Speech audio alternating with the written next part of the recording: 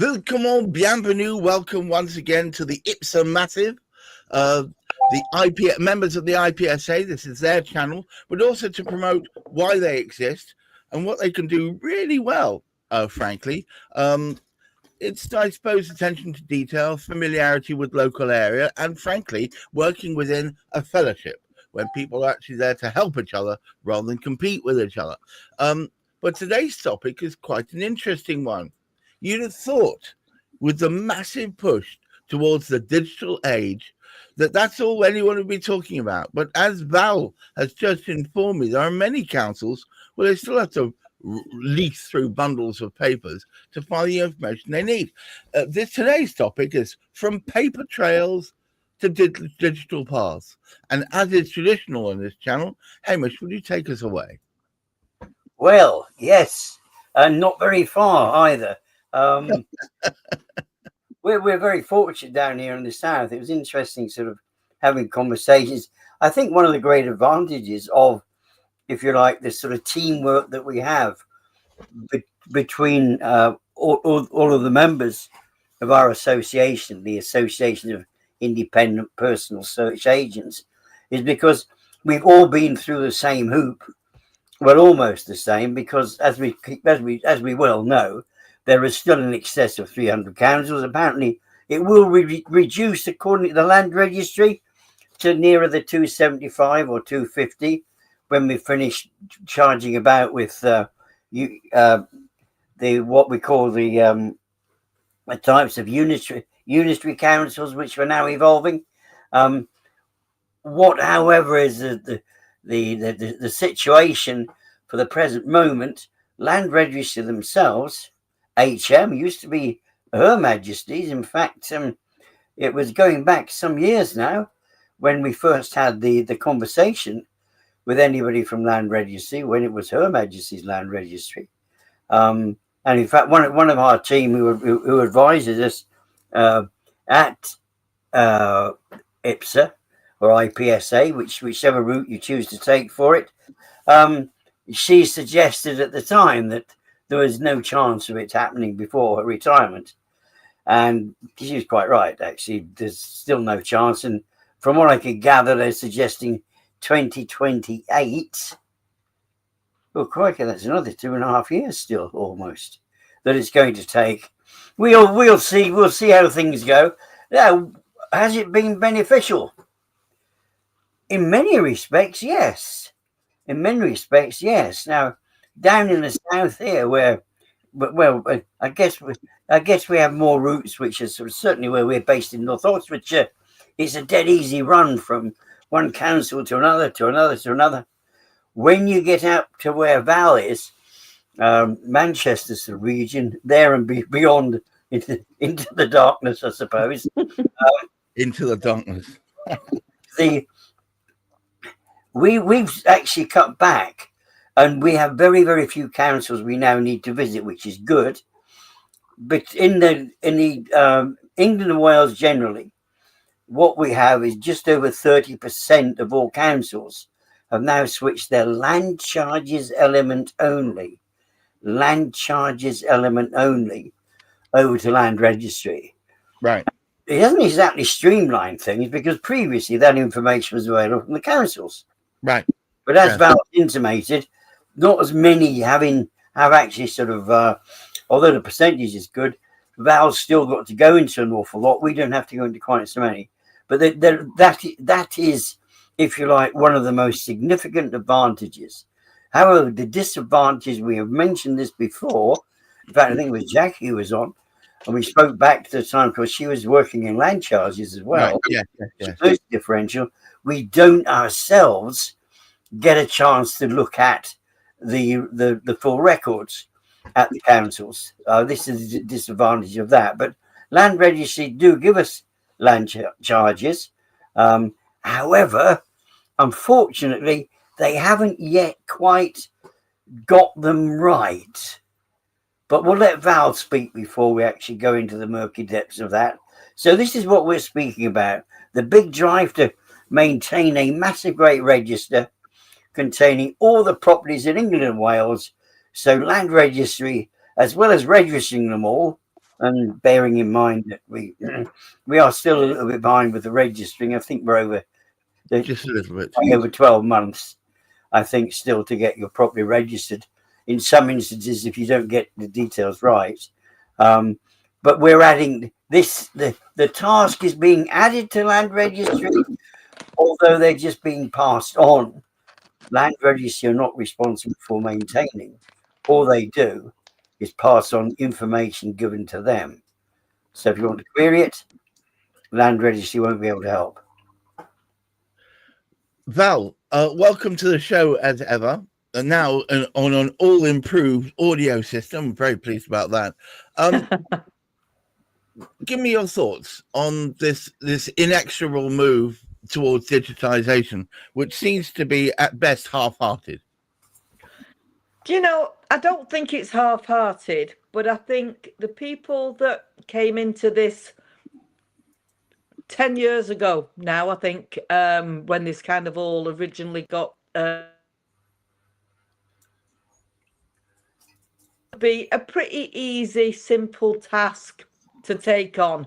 We can do that. This should be not a problem. There's 330 councils. It'll be a piece of cake. So I think that was the initial thoughts behind everything, that they thought it would be easy. And now, 7, 8, 10 years later, with potentially another 2, 3 or 5, I mean, I reckon we're talking 2030 before we actually get everybody on board. That's just my guess. Because what are we now, 110 or something like that we've got on there, so there's still another 200 to go yet.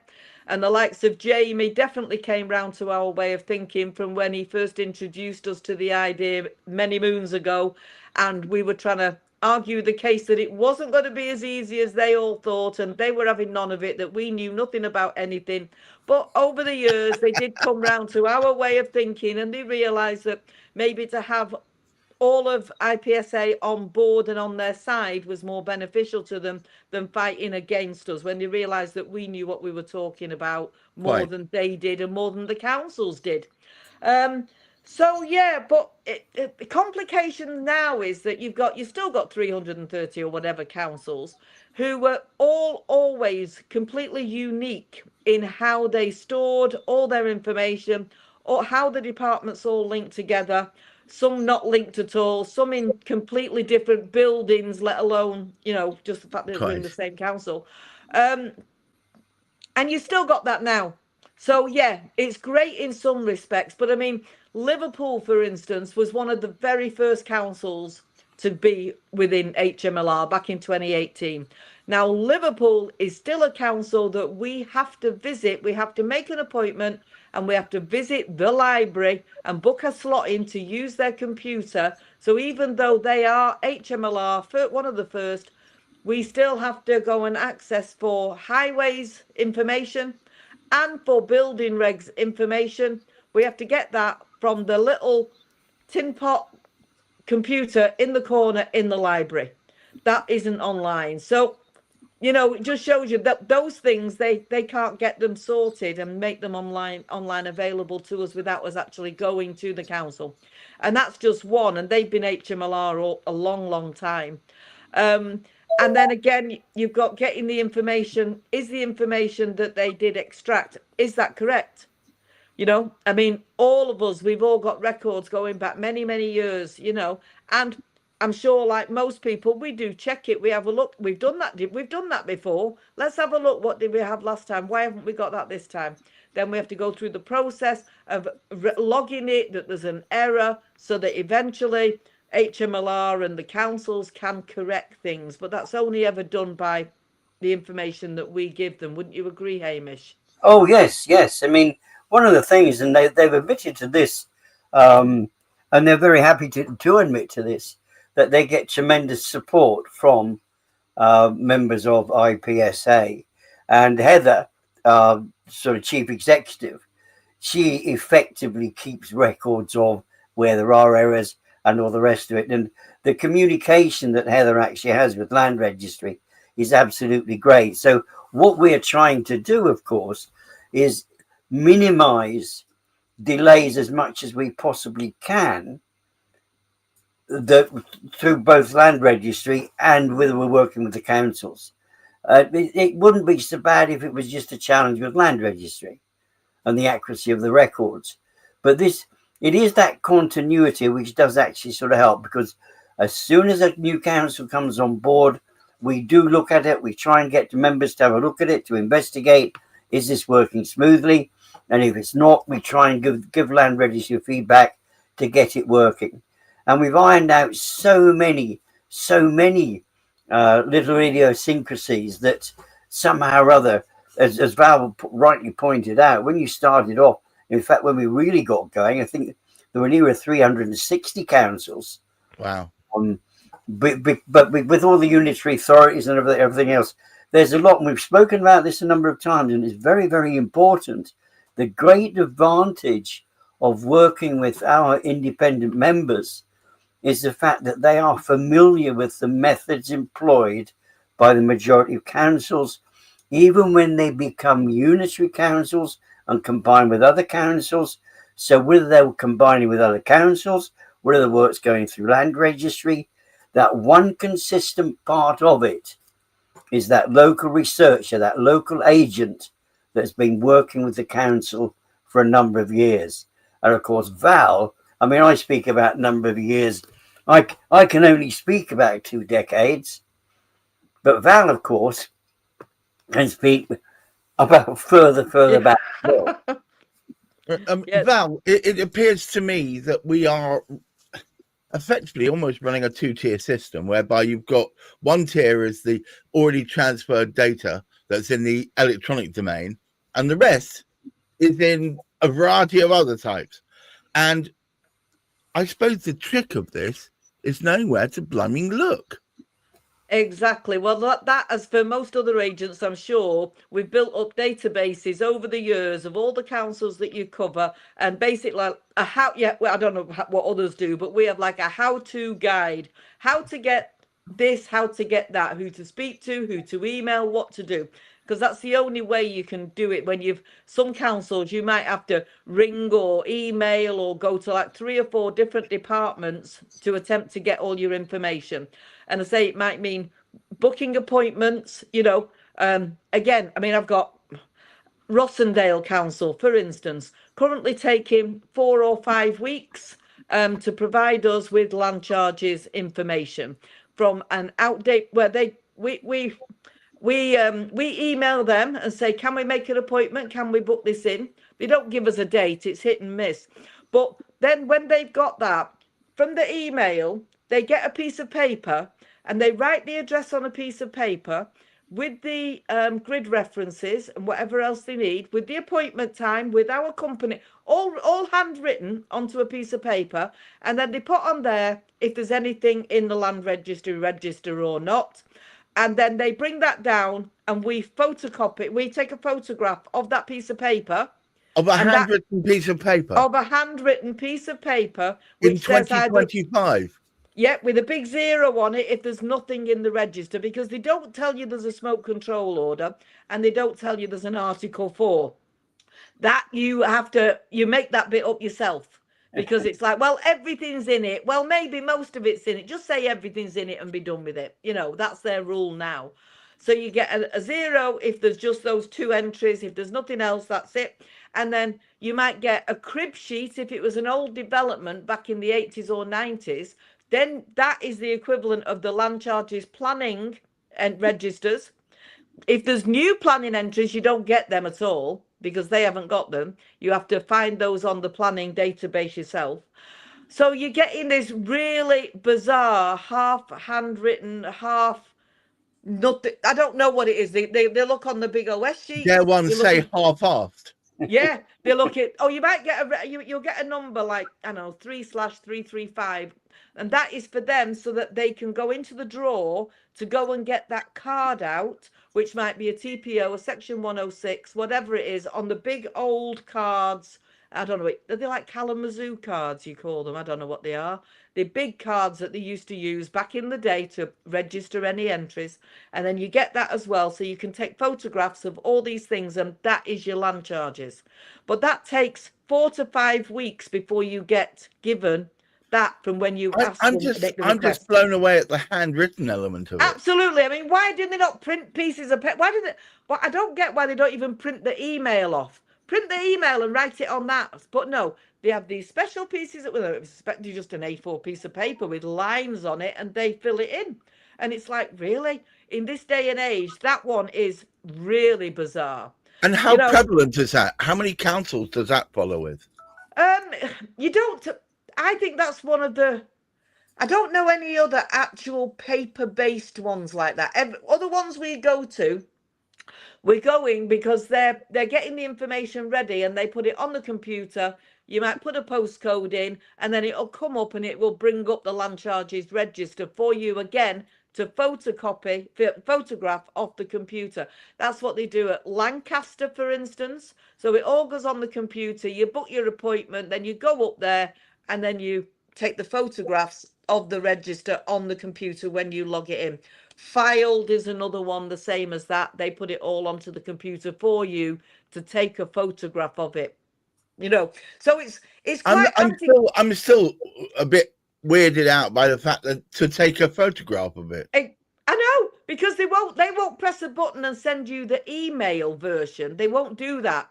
I mean, why? What is so disastrous about doing that in this day and age? The only thing I can think of, if I can opine, is that if they're not doing anything, they can't be held responsible for it. True. If they can't send it you, it's up to you that you've taken the photograph, you've done that, you took it. Yeah, exactly. I don't know what the reason is, but we have a few of those say that we do have to, Rochdale, Rossendale, Lancaster, Fylde. We have to go there. Oh no, we don't go there. We just send them 25 emails. But yeah, these are all the things you have to do. So some councils may be already on HMLR and everybody thinks, oh, that's marvellous, that's wonderful. And then when you realise the likes of Liverpool, where it takes you roughly 3 weeks to get an email response from building control. So people wonder why. Well, it's HMLR, so why can't you turn it round in a couple of days? Because we can't get building regs, because we have to wait until they get round to letting us know whether there's any building regs or not, because it's not online. And it's very distressing, I think. No, I think it's just I'm not even doing it and I'm distressed. Hamish, would you care to help us sum up and take us home? Well, we can't actually sum up yet. It's because of such a variation and exactly where we are. We have to admit, for example, when we first of all started work with Wiltshire, which was over 20 years ago now, they had, in fact, Val used to cover Wiltshire. One of her team used to go down as far as Wiltshire. Yeah. But they used to have 5 offices altogether. Swindon became unitary, so it decided it separated itself from the rest of Wiltshire. But it had 4 other places, and that became a unitary authority in 2009. Yet up until 2 years ago, they still handle it totally different ways in each of the particular sort of councils. And it could take anything between 6 and 8 weeks to get this particular sort of information. We had to take them to the Information Commissioner's office to get some consolidation and allow us to get access, particularly when they moved everything to the furthest distance away of any of the offices to cover. So it was something like a 150-mile round trip to go to this office, and they wouldn't even allow us an appointment. They said, turn up and it may be there, and they wouldn't book us an appointment, which was absolutely, shambles. Now, they aren't yet with land registry. However, we don't need to visit, and it's much, much smoother, and the people are much, much sort of helpful. So what we can say, we've made significant strides in that information can be obtained very, very quickly from land registry. What we do have to refine it. We do need to check it. We can't necessarily guarantee it's going to be right all of the time. However, it's not just land registry are helping. And as I said, as Val, they really are putting in an effort to try and get that information right. It's going to take a while just to get right what they've done so far, because that's not 100% right yet. But they've still got this 200 or this 200 and another 210 or, but there's still over 200 councils to go. So we've still got this other variation as well within the councils as to how they handle the other information. So we are heading towards partial digital. But the data itself, as they like to sort of say, that is not the answer, because you still need the people to interpret that data. Yeah, that's been the big thing, actually. And I'm going to go back to my analogy that I've made before that you approved of, Hamish. The wonderful aspect of IPSA that most people don't appreciate. They're not just out there to find searches. They're there to refine them. So what you're getting is the John Lewis effect, which is rather than just getting all of the information, every possible thing out there, you're getting the relevant bits of information, which from the perspective of a buyer and also a lawyer means they can get to the gubbins of what they need to find out quicker, which means they're more likely to get the right information through. I shall take from what you've said, Val and Hamish, rather than some of it sounding desperately sad, that in this day and age, there's still people photographing bits of paper or even photographing screens, which I consider to be archaic at best. I'm going to take the positive angle, which is that in the time that you've been hard at it, Hamish, and dare I say it, Val, you can see there have been some positive strides, and they are at least pointing their prow in the right sort of direction, albeit not with a very single-minded approach, let's call it that way. But the fact is that there are improvements. So when I sign off today and I say to you all, watch this space, good stuff is coming, I believe it is. Whether it's coming at Christmas or which Christmas, I cannot tell you, but it is coming. And if I could just say, you know, if it was me, I would sum this up in 3 words: work in progress. That's what this is. It is basically work in progress. I wish I had one of those work in progress symbols of a man digging a hole. Yes, Hamish, thank you so much for helping put this thing together. He is the man who put together this with me, I'm very pleased to say, to celebrate IPSA, but also draw your attention to what it is that IPSA does and why they do it differently and where the differences are that are positive. Val, thank you so much for being such a force for good in this sphere, and long may it continue. And all of you out there, please keep your feet on the ground, keep reaching for the stars.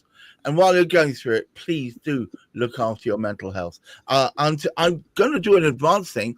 There will be a new channel in the offing fairly soon, which is all to do with health and welfare. And that may feed into this because we all work in very high pressure environments. People expecting things to be done at a flip of a coin, when in fact it needs a lot more work. So watch out for this space, again through the brainchild of Hamish, but we'll watch out where it's coming. And also, please watch out for Property Quorum on Thursdays and Cladding Matters on Fridays, and of course, Property Matters on Tuesdays. Until next week, goodbye. Thank you. Bye-bye.